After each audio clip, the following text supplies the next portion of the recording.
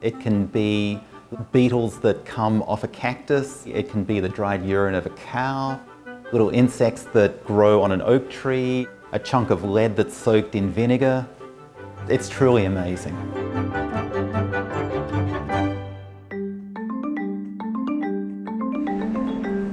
We're in Harvard University outside the Forbes pigment collection.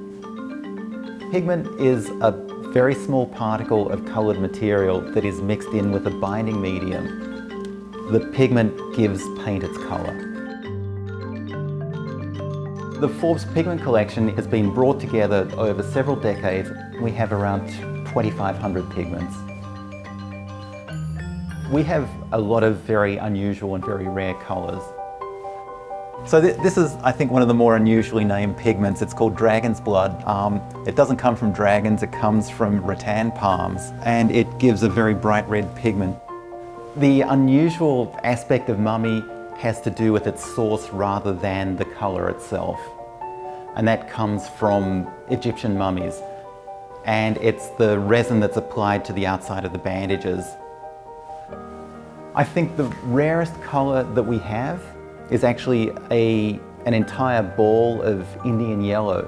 And this is a pigment that is made from the dried urine of cows that are fed only on mango leaves.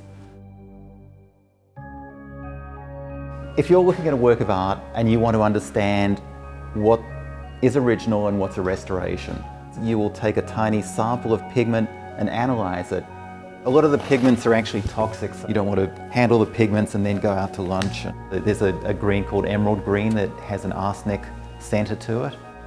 We can use them for telling if something is real or not. People will say this is by a certain artist, and we can look at the materials that are used and decide if those materials were available during that artist's lifetime. If not, then we have to look at who might have painted that picture. I can't pick a personal favourite. It's like asking to pick a favourite child. No, the other 2,400 would feel left out.